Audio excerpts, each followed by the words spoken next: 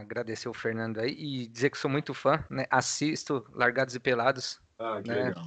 Cara, sou um fãzaço, né? E nessa parte de dublagem, eu queria saber para você, porque assim, isso é um mundo que a gente, né, aqui nós a gente não conhece, Uhum. né? E como que funciona essa parte? Você assiste o episódio antes, você recebe com antecedência, né? Como que funciona esse lado? Porque eu sou um Sim. fã assíduo aí, gosto muito. É o privilégio compartilhar hoje essa live aqui contigo também. Legal, Fico legal. muito Quantas feliz. pessoas peladas você viu, hein, Fernando? É, já bastante. Não, com tarja, né? Porque todo mundo pergunta se eu Contar. assisto sem tarja. Isso. Não, tá tudo borrado do mesmo jeito. Ah, então tá bom. Teve um episódio, porque e aí cai naquilo que eu vou acabar te explicando. Eu não sou dublador, então sou um narrador diferente. O dublador pega o ator que está ali e se o ator tosse, o dublador tem que tossir. Se o ator engasga, tem que engasgar. Se dá gargalhadas, tem que fazer e aí vai. E nós temos uma das melhores dublagens do mundo, sem dúvida alguma. Nada se compara realmente. Que a gente tem ator magnífico. Para ser dublador, precisa ser ator profissional. DRT, carteira de trabalho e tal. Então, um braço da carreira de ator é ser dublador. Sim.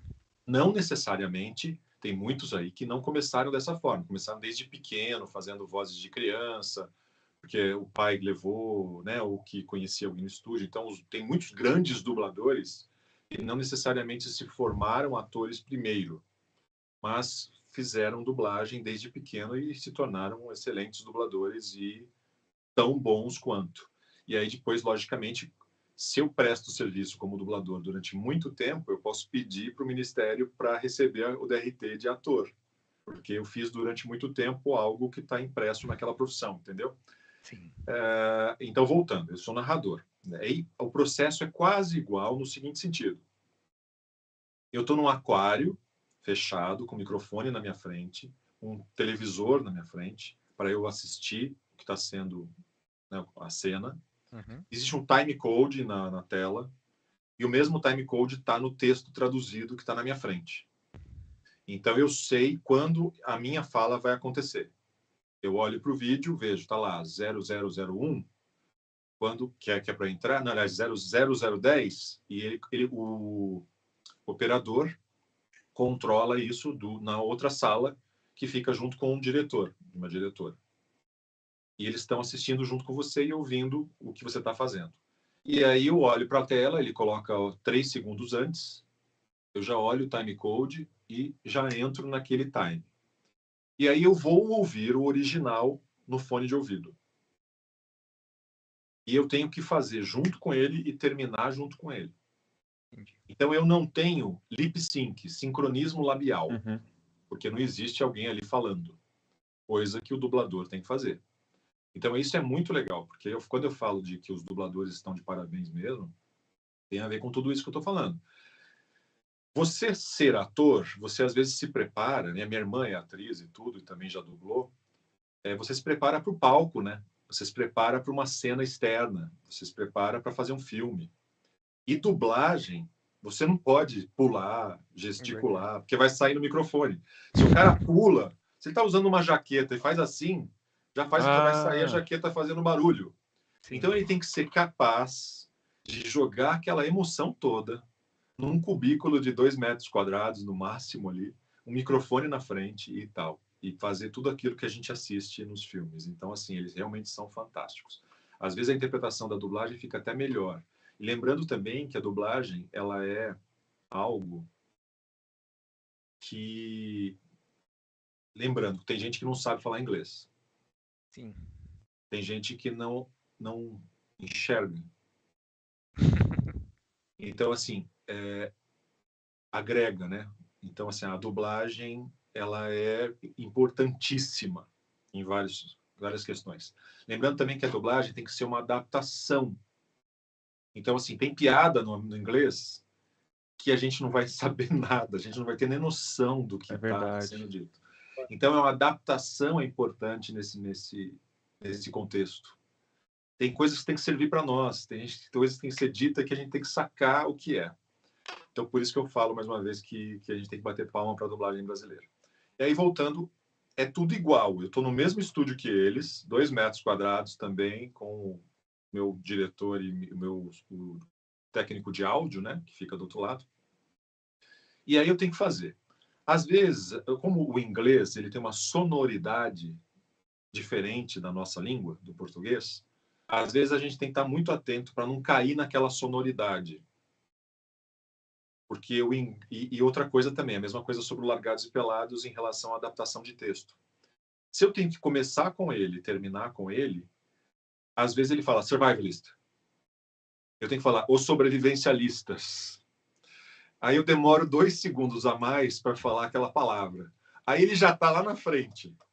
The survivalists, e eu tô falando os sobrevivencialistas. E aí eu falo, caramba, cara, não dá. Então a gente tem que adaptar o texto de uma forma que a gente corte às vezes.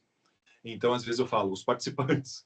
É bem mais rápido do que falar os sobrevivencialistas. Sim. E aí nessa a gente a minha diretora e, né, eu também, diretor, eu tenho ambos ali.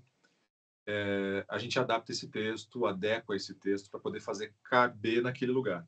Também porque acaba acontecendo de a fala do narrador tem alguém falando, né, um dublador, entra a fala do narrador e um dublador em seguida. Então nem sobra mesmo alguns segundos para eu poder falar. Quando sobra, até dependendo do que está acontecendo, eles deixam. Então, e no caso da narração, cada programa tem uma vibe diferente, né? Então, por exemplo, o Largados e Pelados, eu começo com uma manchete, né? Eu começo falando assim, como se eu estivesse falando com você aqui agora, só que com uma manchete mesmo. Eu vou te falar igual... o termo é manchete mesmo. Se eu fosse falar assim, cara, você não sabe o que vai acontecer na CCXP. Eu estou aumentando o meu tom e vou falar, você não sabe o que vai acontecer na CCXP. Isso é uma manchete que eu estou fazendo para você agora. Então, se você for fazer o inverso, como é o Largados e Pelados, é assim, cara, um homem, uma mulher, sozinhos por 21 dias, Cara, que ficarão na louco. mata fechada, entendeu? Então, existe esse lado manchete. Será que eles chegarão ao final dos 21 dias no maior desafio de sobrevivência do planeta? Então, essa é a manchete, que é a abertura de Largados e Pelados, né? Não é exatamente do jeito que eu fiz aqui agora, obviamente foi mudando conforme os anos foram passando. Já faz 11 anos, né, que eu narro Largados e Pelados, então é tempo pra caramba. E foi mudando também, existem versões diferentes, né? Então, existe o Largados e Pelados em dupla, que é aquele 21 dias, aí depois lançaram a Tribo, né? Aí depois fizeram para fãs, aí fizeram versão agora que ganha até dinheiro, todo mundo pergunta se o Largados e Pelados ganha dinheiro. Eles não ganhavam até então, ganhavam uma ajuda de custo, mas agora valendo $100 mil, então existe uma versão de Largados e Pelados que chama Competição, existe Largados e Pelados sozinhos, e por aí vai. Todas as versões de Largados e Pelados foi mudando também com o tempo. Então, e a versão brasileira. E aí, no caso da versão brasileira, eu sou voz original. Não tem um locutor em inglês que fez primeiro. É eu que fiz o primeiro. Agora eles que dublem lá em outra língua. Aí você não pode colocar uma palavra bem difícil só para sacanear assim. Poderia, né? Poderia. Mas é isso. Então, assim, aí, no caso do Largados e Pelados Brasil, é feito diferente em outro estúdio, porque eu sempre gravei a versão americana no estúdio, né? As outras versões, né? Tem a versão francesa, que foi acoplada aqui à nossa programação, mas eu faço no estúdio e a versão brasileira é feita por quem produziu mesmo, quem filmou lá, editou todos os episódios. E aí eu gravei a parte para eles. E aí eu recebi um episódio sem tarja nenhuma. E aí você tem que ficar assistindo assim, né?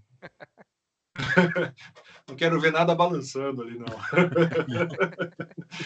Mas é super engraçado, porque foi um episódio que eu recebi um trechinho, né? Sem essa finalização. Porque, como o Largados e Pelados Brasil eu recebo da produtora que filmou, não é o programa pronto, né? Então, realmente, veio faltando essa pós-produção aí de colocar as tarjas. E foi uma vez só que eu recebi, mas foram pouquíssimas cenas também. Que é divertido pra caramba, né? Porque daí você fica... o meu diretor me zoa, a minha diretora, todo mundo me zoa. Não dá para confundir o que é jiboia, não, né?